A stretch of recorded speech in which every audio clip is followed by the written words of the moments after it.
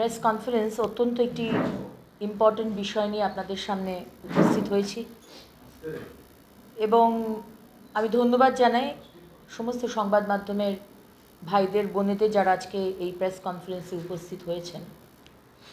আপনারা জানেন যে কিছুক্ষণ আগে আমাদের সম্মানীয় বিরোধী দলনেতা যিনি আদালতের পারমিশন নিয়ে এবং পশ্চিমবঙ্গ সরকারের বিভিন্ন দপ্তরের কাছে তার মেল পাঠিয়ে কুচবিহারে গিয়েছিলেন, কিছুক্ষণ আগে তার উপর হামলা হয় এবং হামলা মানে তার গাড়ি ভাঙচুর করা হয়।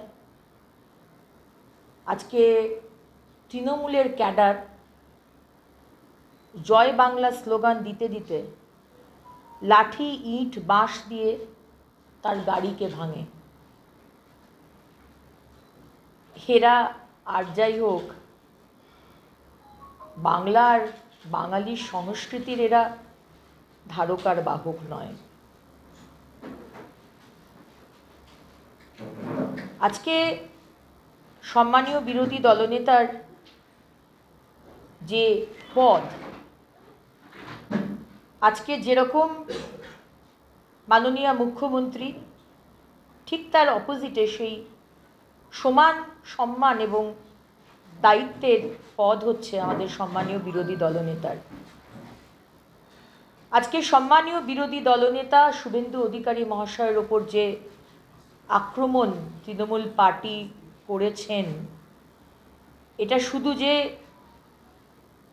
সম্মানীয় বিরোধী দলনেতার চেয়ারকে অপমান করেছেন তাই নয়, বাংলার যে গণতন্ত্র, আমাদের দেশের গণতন্ত্র, সেই গণতন্ত্রের উপরই আক্রমণ হয়েছে।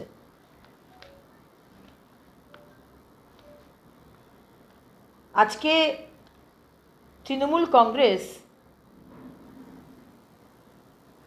এই আক্রমণের যে রাজনীতি, কোনো কথা বলতে গেলেই আমরা ভয় দেখাবো, আপনারা যদি সত্যি কথাটা বলেন আমরা আপনার গাড়ি ভাঙচুর করব, মহিলা যদি হন আপনাকে কিন্তু ধর্ষণ করা হবে। মনে থাকবেন আপনার বাড়িতে ছোট ছেলে মেয়ে আছে, টিউশন পড়তে যায়, তৃণমূলের ক্যাডাররা বলে শ্লীলতাহানি করে দেব। আপনার বাড়িতে যেটুকু রাজ্য সরকারের পরিষেবা পৌঁছয় সেগুলো কিন্তু বন্ধ করে দেওয়া হবে। মাননীয় মুখ্যমন্ত্রী মমতা বন্দ্যোপাধ্যায়, আপনি পশ্চিমবঙ্গের মানুষকে এই 14-14.5 বছর কি দিয়েছেন বলুন তো? এই হুমকি আর থ্রেট কালচার ছাড়া আপনি কিছু দেননি। আর আজকে সেই আক্রমণের রাজনীতি, যেটা আপনারা একটা স্ট্র্যাটেজি করে নিয়েছেন, যদি তৃণমূল কংগ্রেসের এগেনস্টে কোনো কথা বলেন তাহলে আপনার গাড়ি ভাঙচুর হবে, আপনার ওপর অ্যাটাক হবে। কদিন আগেও আমরা দেখেছি আমাদের উত্তরবঙ্গের সম্মানীয় কিছু বিধায়কদের ওপরও আক্রমণ করা হয়েছে। আজকে তৃণমূল বুঝতে পেরেছে যে তৃণমূলের যে দুর্নীতি, যে লুপহোলস, যে সেই নোংরা টিনটা খুলে ম্যাগট বেরিয়ে আসে না, সে আসল তৃণমূল কংগ্রেসের যে ভেতরের যে জঘন্য চিত্রটা, এই সম্মানীয় বিরোধী দলের জন্য প্রতিদিন আজকে এই মমতা ব্যানার্জির সরকারের বিভিন্ন দুর্নীতি আর নোংরামিগুলো এক্সপোজড হয়ে যাচ্ছে। তাই আমরা বুঝতে পারি মমতা বন্দ্যোপাধ্যায় যে আপনি আপনার ক্যাডার আর উত্তরবঙ্গের মন্ত্রী উদয়ন বাবুকে দিয়ে আজকে যে ঘৃণ্য আক্রমণ করালেন, তার পিছনে কি কারণ সেটা আমরা কিন্তু খুব ভালোভাবে বুঝতে পারছি। এই আলোটা একটু পিছনে করলে ভালো হবে, বিকজ একদম অন্ধকার দেখছি আর কি। আমরা যে কেবল তৃণমূল ক্যাডারদের রোল দেখতে পাচ্ছি শুধু তাই নয়, আজকে সম্মানীয় বিরোধী দলনেতা কোন রাস্তা দিয়ে যাবেন মুখ্যমন্ত্রী মমতা বন্দ্যোপাধ্যায় আপনার পুলিশ সেটা জানতো, কিন্তু জানা সত্ত্বেও সেই রাস্তায়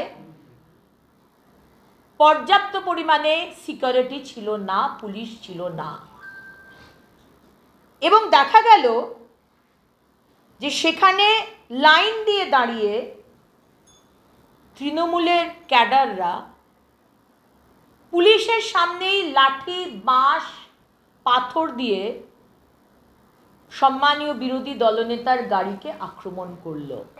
তাহলে আমরা কি এটা ধরতে পারি মমতা ব্যানার্জি যে রাজ্য প্রশাসন এই আক্রমণের সাথে যুক্ত?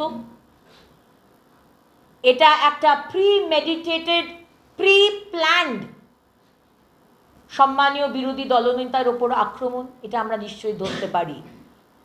এবং সেই কারণেই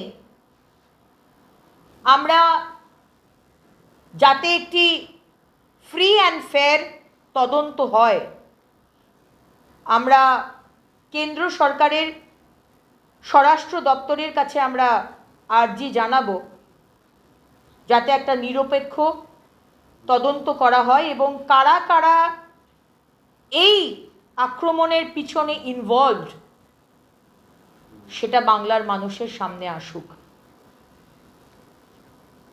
বাংলা,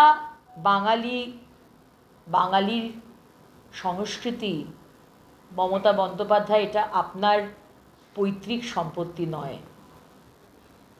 আপনার পার্টিরও সম্পত্তি নয় মমতা বন্দ্যোপাধ্যায়। বাংলার মানুষ সত্যি কথাটা বললে আপনি মুখ বন্ধ করিয়ে দেবেন। আপনি তো বিধানসভার মধ্যেও আমাদেরকে হুমকি দেন, আমাকেও হুমকি দিয়েছেন। হুমকি দেওয়া বন্ধ করুন। বাংলার মানুষ আর ভারতীয় জনতা পার্টির কর্মী কার্যকর্তারা আপনার ক্যাডারদের হুমকিতে আমরা ভয় পাই না। আপনি যদি ভেবে থাকেন আপনার ওই বিধায়ক মন্ত্রী উদয়নবাবু, যিনি নিজের বাবাকে চোর বলেন, তাকে দিয়ে আপনি গুন্ডামি করিয়ে গুন্ডাদের দিয়ে আক্রমণ করাবেন, আর তারপরে কবিগুরুর মূর্তি নিয়ে, বাংলা বাঙালির সংস্কৃতি নিয়ে আপনি বাঙালিকে সুড়সুড়ি দেবেন, এটা হতে পারবে না। আজকে আপনাদের সামনে